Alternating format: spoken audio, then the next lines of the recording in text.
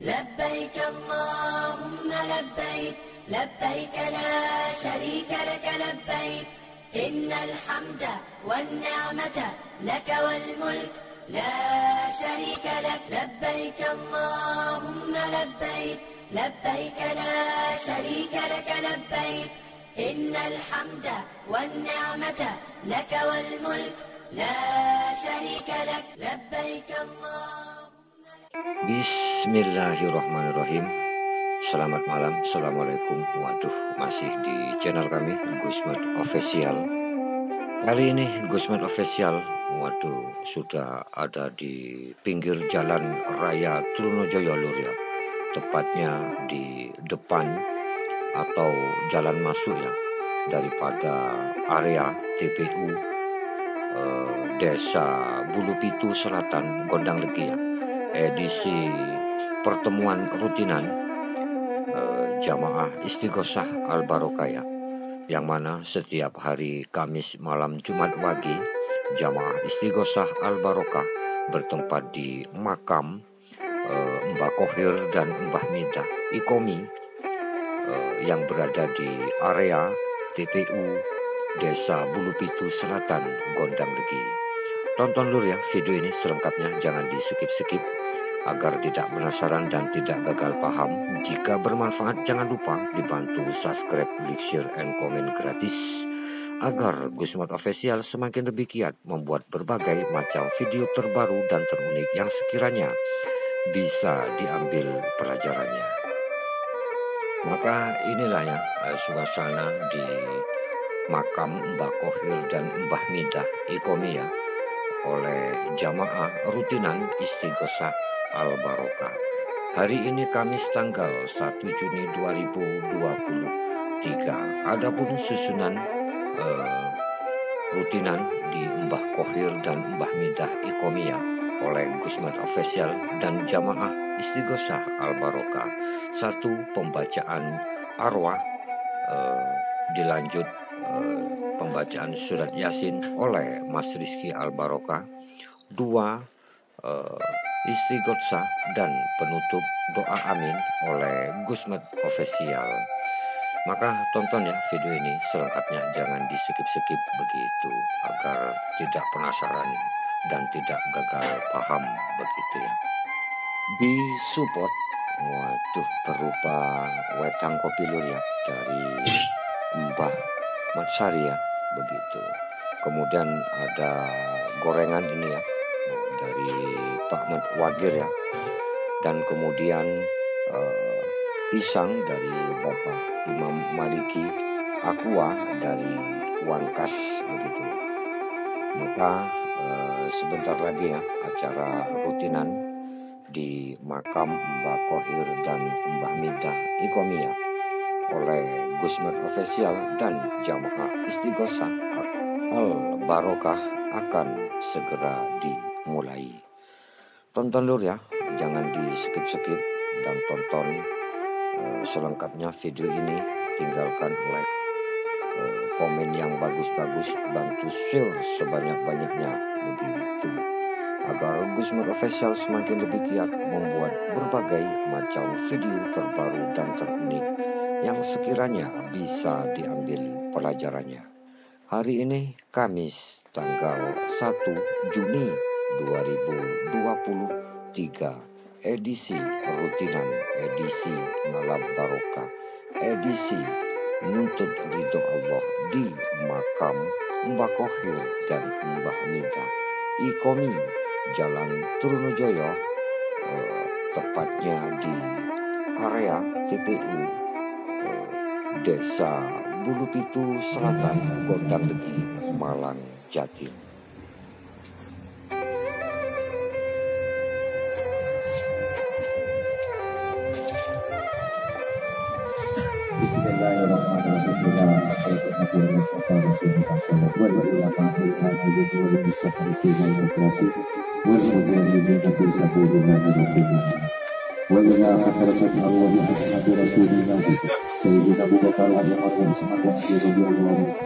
khususnya memasukkan Allah Sayyidina Syekh Abdul Qadir Al-Jilani radhiyallahu anhu wa ila hadratil arwahi Syekh Sayyid Kadir Sunan Wali Songo Nusantara sekalian. Allahumma amin warhamhu wa afihi wa rahmatuhu bisa menghadiri Rasulullah sallallahu alaihi wasallam wa ila hadratil liruhil jami'il anbiya'i wal mursalin wal malaikatil muqarrabin wasyuhada'i wa awliya'i wasyahidin wa masyarakhina bidin masyarakhil ardi ila wa munajjatil ulama hadri alladhina yastarisuhu wa zawjatihi wa ahli baitihi wa dhurriyyatihi wa silsilatihim wa quluhihim wa qulubihim wa qulubihim sayyidul ilahilana wa lahukum al-fatihah. Alaihissalam, Nabi Hidir alaihissalam, Nabi Idris alaihissalam, Nabi Ilyas alaihissalam, Nabi Isa alaihissalam bin Maryam atau Nabi Isa al-Masih bisa menghadiri Rasulullah sallallahu alaihi wasallam. Apa keistimewaan ziarah kubur? Apa hukum ziarah kubur? Apa manfaat ziarah kubur? Atau pahala ziarah kubur? Dan apa keistimewaan ziarah kubur? Maka tonton video ini sampai selesai, jangan di skip-skip. Jika bermanfaat, jangan lupa dibantu subscribe, like, share, and comment agar Gusmer Official semakin lebih giat membuat berbagai macam video terunik dan terbaru yang sekiranya bisa diambil pelajarannya dan manfaat bagi kita sekalian. Maka itulah beberapa pertanyaan yang datang kepada Gusman Official. Inilah keterangan mengenai ziarah kubur versi Gusman Official. Ziarah kubur di sini hukumnya sunnah, terutama menziarahi makam kedua orang tua kita masing-masing. Pahala ziarah kubur tidak hanya berupa kebaikan di akhirat, tapi juga di dunia. Secara psikologis, ziarah kubur bahkan berpengaruh positif bagi kehidupan individual dan komunal. Namun, dalam sejarah perkembangan hukum Islam, ziarah kubur sempat dilarang oleh Nabi besar Muhammad sallallahu alaihi wasallam. Nabi Muhammad sallallahu alaihi wasallam bersabda, "Dulu aku pernah melarang kalian untuk berziarah kubur. Namun sekarang ketahuilah, hendaknya kalian berziarah kubur karena ia dapat melembutkan hati, membuat air mata berlinang dan mengingat kalian akan akhirat. Namun kalian jangan mengatakan perkataan yang tidak layak saat berziarah kubur." Hadis riwayat Hakim. Berdasar hadis ini, perbaikan karakter dari ziarah kubur adalah mengubah diri dari pemberang menjadi penyayang, dari keras hati menjadi mudah menangis, dari tabiat cinta dunia menjadi ingat akhirat. Ziarah kubur juga dapat dijadikan ajang silaturahim orang yang masih hidup kepada orang yang telah meninggal, terutama kedua orang tua kita. Nabi besar Muhammad sallallahu alaihi wasallam bersabda, "Aku meminta izin kepada Tuhanku, yaitu Allah Subhanahu wa taala, untuk memintakan ampunan bagi ibuku, namun aku tidak diizinkan melakukannya. Maka aku pun meminta izin untuk menziarahi kuburnya, aku pun diizini." Berziarah kubur karena ia dapat mengingatkan kamu akan kematian. Hadis riwayat Muslim. Dalam literatur Islam, mengingat kematian menghantarkan manusia pada budi pekerti yang tinggi, seperti zuhud atau sikap tidak lagi tertarik terhadap dunia dan hanya mengambil sebagian kecil saja untuk beribadah.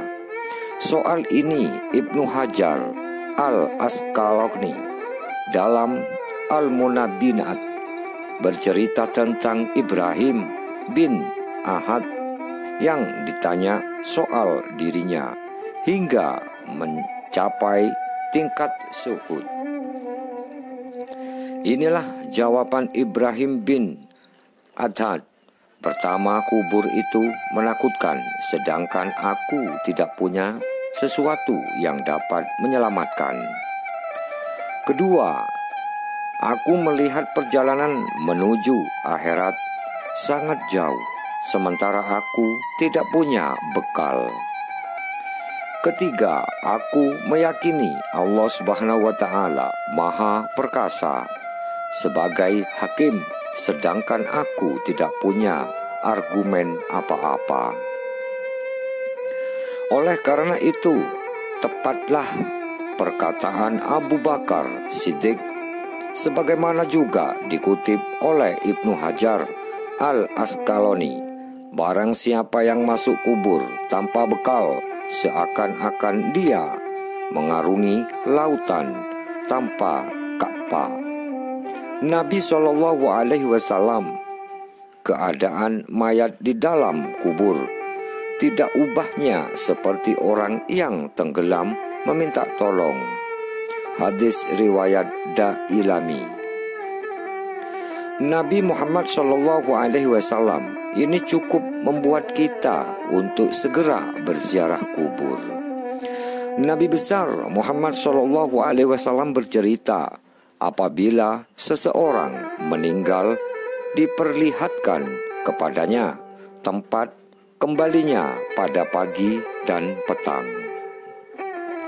Jika dia penduduk surga, maka masuklah dia ke surga. Dan jika dia penduduk neraka, maka akan masuklah dia ke neraka. Hadis riwayat Bukhari. Artinya, orang-orang yang saat ini berada di alam kubur, sebelum kiamat datang, mereka sudah tahu akan masuk surga atau masuk neraka. Sebab pada pagi dan petang hari, Allah Subhanahu wa Ta'ala memperlihatkan tempat kembali untuk mereka, surga atau neraka. Doa kita saat berziarah kubur tentu memberikan pengaruh positif bagi keadaan mereka yang ada di dalam kubur.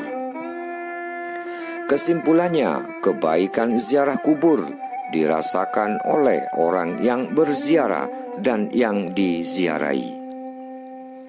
Bagi orang yang diziarahi telah terhapus amalnya kecuali 3 perkara. 1. Sedekah jariah. 2. Ilmu yang bermanfaat. 3. Doa anak yang soleh. Hadis riwayat Muslim. Anak soleh di sini dalam konteks ini bukan saja anak biologis, tapi juga anak ideologis. Sedangkan pahala bagi yang berziarah kubur adalah barang siapa yang ziarah ke kuburan kedua orang tuanya atau salah satunya pada hari Jumat, pahalanya seperti haji. Hadis riwayat Bukhari. Hadis riwayat Abu Nuaim. Begitu juga barang siapa yang ziarah ke kubur kedua orang tuanya atau salah satunya pada hari Jumat, dia diampuni dan dicatat sebagai anak berbakti. Hadis riwayat Tabrani. Wallahu a'lam. Maka itulah sekilas mengenai pertanyaan mengenai keistimewaan ziarah kubur dan mengenai hukum ziarah kubur dan mengenai keistimewaan daripada ziarah kubur yang dapat Gusmart Official persembahkan melalui YouTube atau YouTuber Gusmart Official. Semoga kita semua, khususnya tiap-tiap anggota Jamaah Rutinan Istighotsah Mbah Tarub Ikomi Al Barokah, muslimin muslimah tanpa terkecuali, adalah salah satu anak yang dicatat sebagai anak yang berbakti dan anak yang diselamatkan dari dunia hingga akhirat dan diketerima amal ibadahnya dunia akhirat. Amin ya Rabbal Alamin. Mari kita mengenal lebih dekat dengan penerus sekaligus pengasuh Jamaah Rutinan Istighotsah Mbah Tarub Ikomi Al Barokah. Beliau bernama lengkap Bapak Ustadz Muhammad Selamat Safi Mulazama, atau yang sudah dikenal dengan julukan atau yang sudah biasa disapa dengan julukan PM Al Barokah atau Gusmart Official.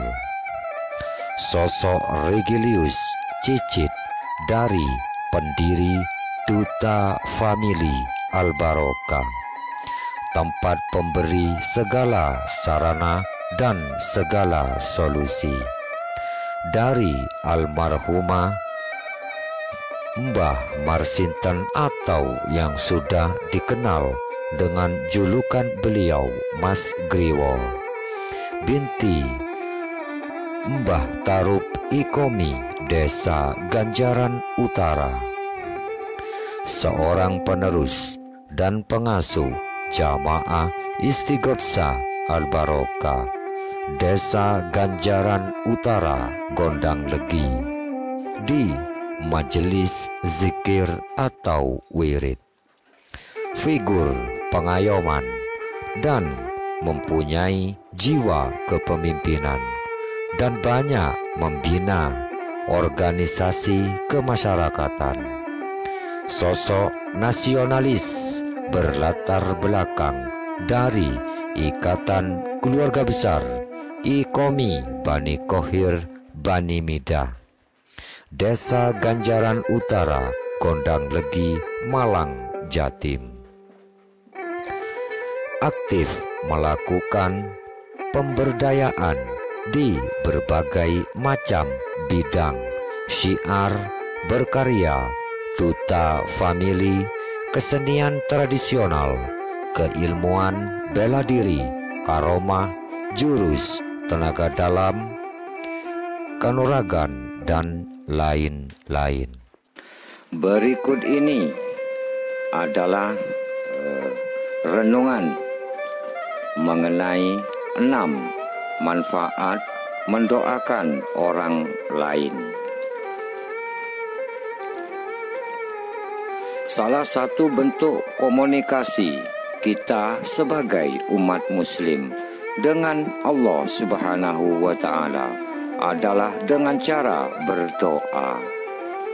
Biasanya kita berdoa kepada Allah Subhanahu wa Ta'ala untuk memohon atau meminta hal-hal baik untuk diri kita sendiri.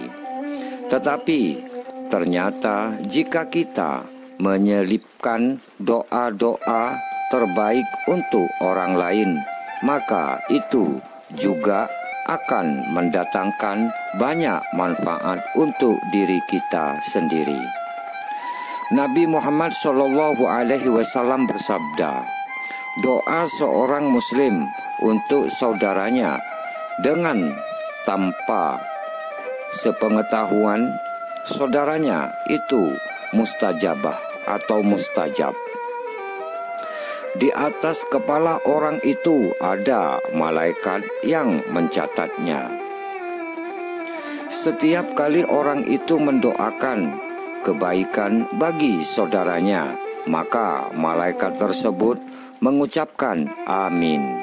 atau semoga Allah Subhanahu wa taala mengkabulkan. Dan untukmu juga seperti itu. Hadis riwayat Muslim. Berikut ini adalah ulasan mengenai 6 manfaat mendoakan orang lain versi Ustadz Muhammad Slamet Safi Mulazamah Iqomi Al-Barokah. 1. Hidup jadi lebih bermakna. Hidup di dunia ini hanya sebentar. Untuk itu jangan buang-buang waktu dan manfaatkan waktu yang tersisa dengan menghiasinya dengan perbuatan bermakna. Salah satunya dengan mendoakan orang lain. Ketahuilah, mendoakan orang lain di sini membuat hidup jauh lebih bermanfaat ketimbang sibuk menyerapahi atau membuka aib buruk orang lain. Dengan mendoakan orang lain, hati pun menjadi sejuk dan tenang karena kamu berupaya untuk menjadi pribadi yang positif. 2. Punya energi positif. Saat kamu mau meluangkan waktu untuk mendoakan orang lain, maka kamu akan memperoleh banyak manfaat dalam hidupmu. Salah satunya, kamu akan mendapatkan energi positif yang membuatmu bersemangat dalam menjalani hari. Hal ini disebabkan karena suasana hatimu yang turut bahagia dengan mendoakan orang lain. Oleh karena itu, ketika kamu bertemu dengan orang lain di jalan seperti pengemis atau petugas kebersihan dan lain-lain, maka jangan sungkan untuk melantunkan doa dari lubuk hatimu kepada mereka. Misalnya mendoakan mereka agar senantiasa sehat dan lancar rezekinya.